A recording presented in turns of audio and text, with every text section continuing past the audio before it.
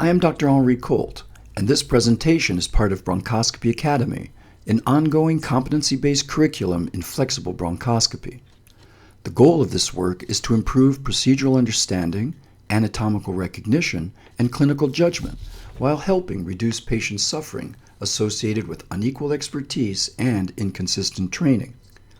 In this lecture, we will review common benign airway disorders encountered during bronchoscopy. We will focus on recognizing characteristic bronchoscopic appearances, understanding how benign diseases affect airway anatomy and function, and developing a systematic approach to describing these findings during airway examination. Tracheobronchopathia osteochondroplastica is an uncommon benign disorder characterized by multiple cartilaginous and osseous nodules projecting into the airway lumen.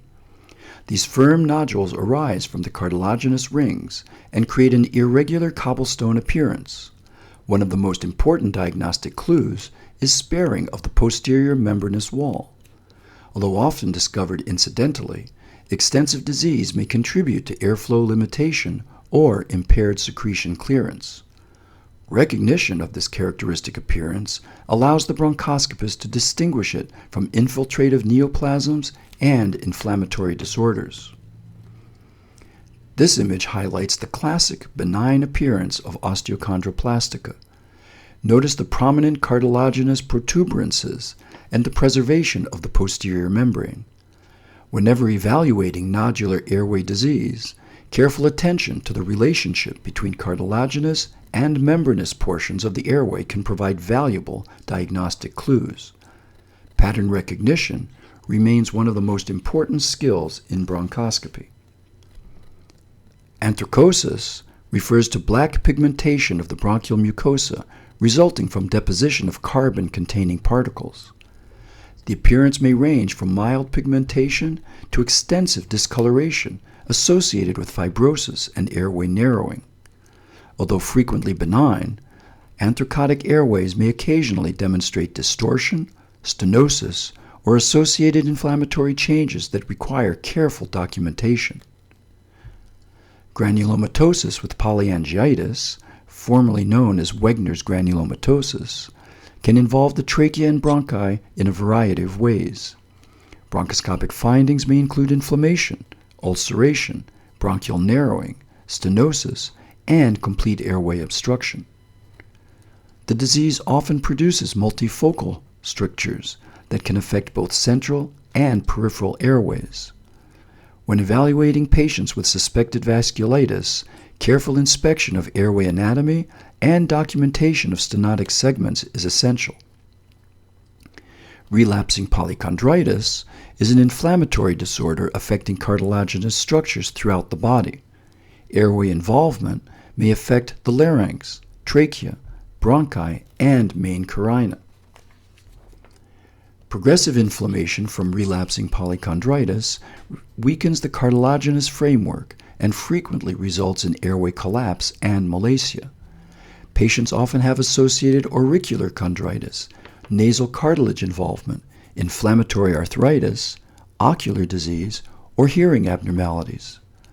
The images shown here demonstrate the profound airway compromise that can occur and the potential improvement following temporary silicone stent placement. Sarcoidosis occasionally involves the airways directly. Bronchoscopic findings may include mucosal induration, granularity, nodularity, and distortion of normal airway anatomy.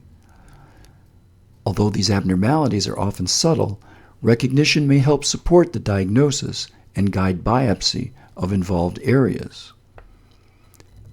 Hemartomas are benign tumors composed of disorganized but mature tissue elements. When located within the airway, they may produce focal obstruction, recurrent infection, or persistent radiographic abnormalities. Bronchoscopically, they often appear as smooth, well-circumscribed endobronchial masses. Recognition is important because these lesions are benign and often amenable to bronchoscopic or surgical management.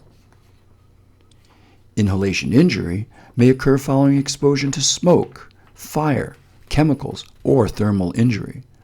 Bronchoscopic findings commonly include soot deposition, debris, erythema, edema, mucosal sloughing, and airway inflammation. The severity and distribution of injury should be documented carefully because these findings may influence subsequent management and prognosis. Airway malacia results from weakness of the airway wall, leading to excessive dynamic collapse. This example demonstrates involvement at both the carina and mid-trachea. Because malacia may involve multiple airway segments simultaneously, a complete examination of the central airways during inspiration and expiration is important. It may also be helpful to put the patient in different positions, lying on their sides or more erect and supine. Recognition of dynamic airway collapse often requires deliberate observation during respiratory maneuvers rather than simple inspection during quiet breathing. Amyloidosis is a classic infiltrative airway disorder. The disease may involve the larynx, trachea, carina, and bronchi, producing diffuse thickening, nodularity, irregularity, and airway narrowing. Unlike other abnormalities such as osteochondroplastica, amyloidosis commonly involves both cartilaginous and membranous portions of the airway. Careful description of the distribution and extent of disease is important when planning diagnostic biopsy and subsequent management. Airway complications remain important causes of morbidity following lung transplantation. Bronchial strictures may develop due to ischemia, healing abnormalities, infection, or chronic inflammation. More severe complications include airway dehiscence, in which disruption of the bronchial anastomosis threatens airway integrity. Recognition of these complications is one of the most important responsibilities of surveillance bronchoscopy in lung transplant recipients. Bronchial strictures may also be caused by other infections and inflammation. This image further illustrates the severe bronchial strictures that may develop in granulomatosis with polyangiitis. The disease can produce recurrent narrowing despite therapy and may require repeated bronchoscopic intervention. The image on the bottom of the screen shows left main bronchial stricture from active tuberculosis. Notes surrounding airway inflammation. Tuberculosis remains an important cause of benign airway disease worldwide. Bronchoscopic findings vary considerably and may include inflammation, ulceration, granulation tissue, fibrosis, and progressive stenosis. As healing occurs, airway narrowing may evolve gradually and lead to permanent bronchial strictures, which sometimes become apparent on months or years after resolution of tuberculosis disease. Airway abnormalities may go undetected and eventually cause significant pulmonary symptoms, such as chronic cough or shortness of breath. Recognition of evolving disease is essential during follow-up examinations. Enlarged tuberculous lymph nodes may compress adjacent airways and produce significant obstruction. Notice the widening of the carina and involvement of both main bronchi. This example highlights the importance of recognizing that airway narrowing may arise from disease adjacent to the airway rather than from pathology within the airway itself. Not all airway stenoses have an identifiable cause. Idiopathic strictures occasionally occur and may present with recurrent infection, localized wheezing, or unexplained radiographic abnormalities. The bronchoscopist should carefully characterize the lesion while considering alternative causes such as prior infection, trauma, or occult malignancy. Recall that in previous presentations we described how precise measurements are helpful. Measurements between the vocal cords and the lesions, measurements looking at the length of the lesion itself, and measurements looking at the distance of the lesion from the main carina. Rhinoscleroma is a chronic granulomatosis infection caused by Klebsiella rhinoscleromatis. Although uncommon, It remains important in certain geographic regions and may involve the upper and lower airways. Progressive fibrosis can eventually produce airway narrowing and obstruction.